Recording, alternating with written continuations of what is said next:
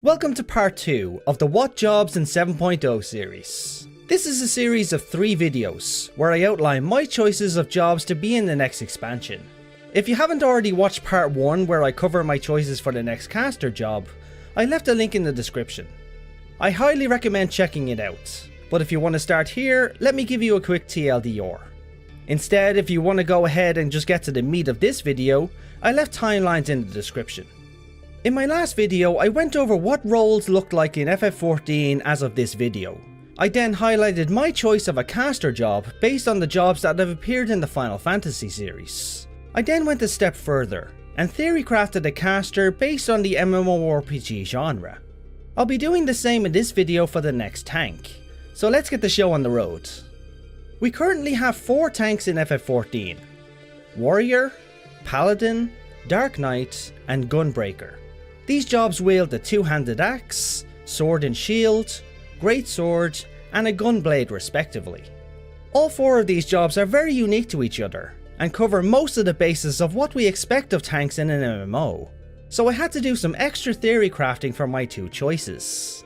For my choice of job based on the Final Fantasy series, I settled on the Beastmaster.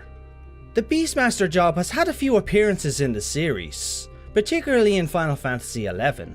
But what I really want to focus on is its appearances in FF14. During the events of Shadowbringers in the Bosnian Southern Front, we encountered a fair few Beastmasters sided with the Garlean Empire. These Beastmasters commanded a variety of beasts, and were all trained by the same man, Leon Rem Helsos. Let's go over the kit of these Beastmasters. The ones we see in Bosnia for the most part wield an axe as their main hand, with a shield in the offhand. Where these Beastmasters are unique is their battle style, which revolves around the use of a beast or monster that they've tamed, and use it in active combat to deal damage or to disrupt their enemies. Now, I speculated in the past that Beastmaster would be a future job in FF14. In fact, it was next to Reaper on my job list to be the next melee. I now see the Beastmaster being our next tank. It won't be a job that tames random monsters like we would imagine. That would honestly require way too much work on the developer side. I originally considered it using a select series of beasts that unlocked as they leveled, until a very good friend of mine reminded me about the current pet system we have in game. Thanks again, Ran. We already have a simple pet system in game, our Chocobo companions. What if Beastmaster was a job that specialised in using our Chocobo as their main beast? Now, this would require an overhaul of the companion system, and honestly that system hasn't changed much since A Realm Reborn, so it's overdue an upgrade. The use of a Chocobo would also present an element of customization, via the use of Chocobo bardings as well as colour dyes for Chocobos. The Chocobo would act rather similar to a Scholar or Summoner, where many of their abilities are ordered and executed by their summons. I really want to get your input on this part. What kind of abilities and playstyles do you envision a Beastmaster Chocobo wielding? My guess is on the infamous Choco Meteor. Let me know yours in the comments. Now that covers the job's Beast Companion, but what about their choice of arms? They use axes which are already in game, but might need a dedicated one-hand variant for themselves. Then you had the shield, which is no different than that of a Paladin, and would be a perfect option as it would also give a second job the ability to wield a shield, where we only have the Paladin right now. The lore for the Beastmaster is already well established in game thanks to the Bosnia content, which if you haven't played yet I highly encourage you to do so. As for who will teach us these job arts, that person also still exists. Leon went MIA not long after the events of Bosnia and the fall of his legion, and is thought to be wandering the lands with other Beastmasters as of today. He was never really fully an antagonist of ours.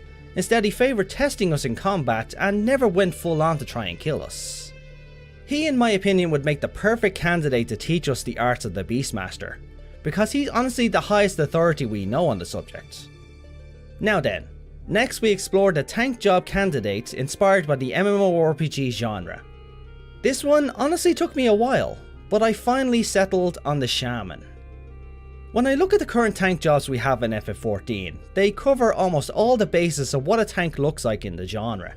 That leaves little wiggle room for a unique job.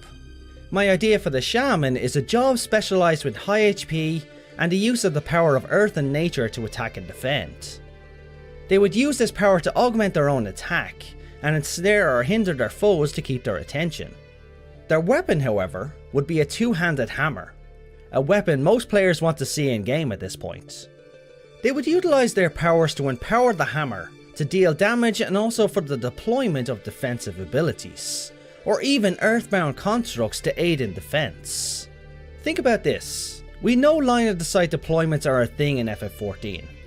Why not a castable defensive root pillar that your party can hide behind to mitigate damage? Much of what I described sounds a lot like a caster, and honestly that's partly where my inspiration came from. A melee caster has been something that's been theorized for a long time, but I see the shaman being a tank that wields these abilities. The shaman with its hammer would be a welcome addition to the tank roster, as it'll be well able to stand on its own 2 feet with its own unique playstyle and kit. And these are both of my candidates for the next tank job in FF14. Thanks for watching everyone. We're more than halfway there with the job choice series, with part 3 coming very soon. As always, I'd love to hear your opinion on the subject, and to have discussions with you on the topic, so start posting those comments. Be sure to leave a like if you approved of the video, and do consider subscribing to my channel as I have tons of videos already uploaded and loads more on the way. Thanks all, and now, as always, have a good one.